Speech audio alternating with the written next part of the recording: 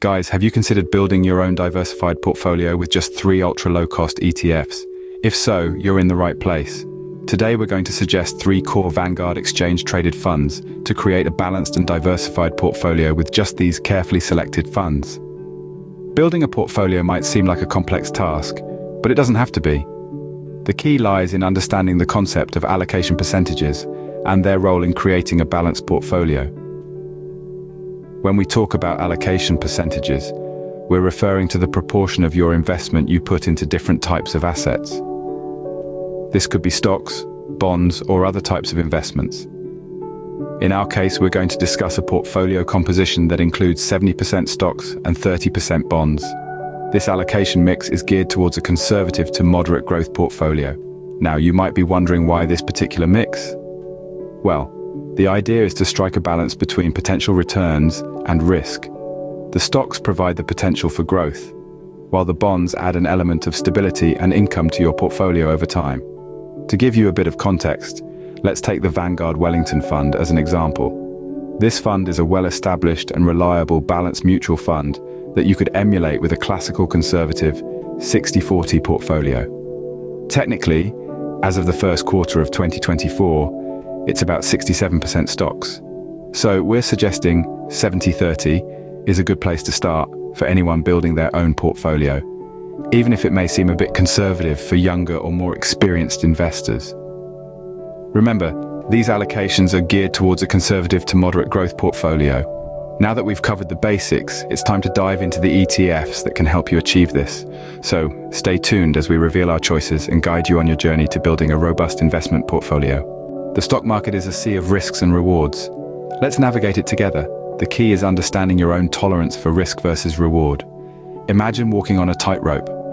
On one side, there's the risk, the possibility of losing your balance and falling.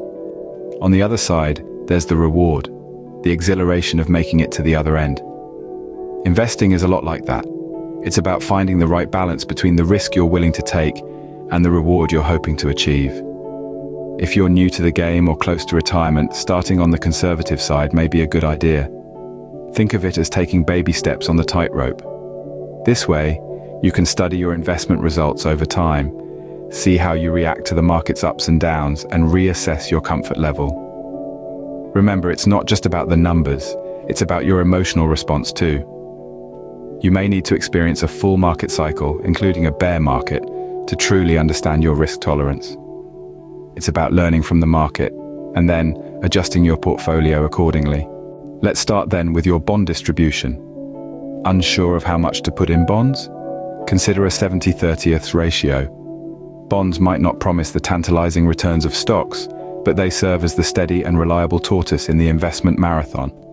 They act as a safety net against the unpredictability of the stock market, generating regular income over time.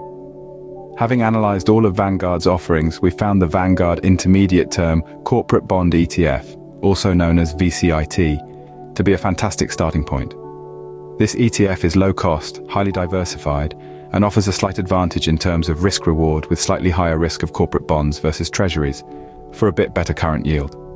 It invests in an array of high-quality investment-grade corporate bonds with medium-term maturities. The goal is to provide a moderate and sustainable level of current income. The VCIT ETF may hold fewer treasuries, but we believe that the corporate bonds it does hold are of the highest credit quality within the bond universe, even if they are technically of lower credit than treasuries. If you're looking for the highest credit quality, then the Total Bond Index, BND, would be a great alternative. So, with your total portfolio in mind, think about allocating approximately 30% to either VCIT or BND. Both these ETFs offer a well-balanced intermediate term and high credit quality and should provide positive total returns. This allocation will provide a steady base of stability and income. Remember, bonds provide a degree of safety along with a modest return. Next, we will delve into the stock segment of our portfolio.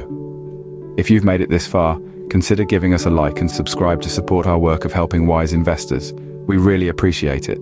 Now, you might be wondering how you can allocate stocks with only 2 ETFs. Well, that's an excellent question and one that we're eager to explore. Let's kick things off with the Vanguard Growth ETF, affectionately known as VUG. This ETF boasts more than 200 stocks, 208 to be precise, of some of the largest and most well-known companies worldwide. This allows you to capitalize on the success of these giants without the hassle of handpicking individual stocks. It's like having a piece of the world's top companies at your disposal. You might ask, why opt for such a diverse market exposure? The answer lies in diversification. This strategy of spreading your investments over a spectrum of companies ensures that you're not putting all your eggs in one basket, reducing risk and smoothing out potential hiccups. Our second recommendation for your stock allocation is the Vanguard Dividend Appreciation ETF, or VIG. This ETF is a haven for dividends, a share of a company's earnings distributed to shareholders. By investing in VIG, you're essentially securing a regular income stream. These dividends can be reinvested to buy more shares or cashed out to supplement your income. The choice is yours. But why target dividends?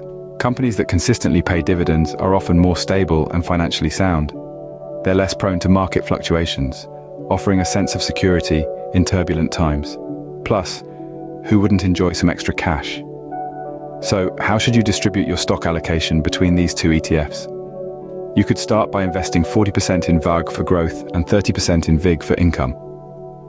But remember, these are mere suggestions. The final call should be based on your personal goals, risk appetite, and investment timeframe. With these three ETFs, the Vanguard Intermediate Term Corporate Bond ETF, the Vanguard Growth ETF, and the Vanguard Dividend Appreciation ETF, you can assemble a diverse and well-balanced portfolio. You're investing in a blend of bonds for stability, growth stocks for potential returns, and dividend appreciation stocks for regular income and quality. This straightforward yet refined investment approach could serve you well in the future. Remember, it's crucial to comprehend your risk tolerance and adjust accordingly.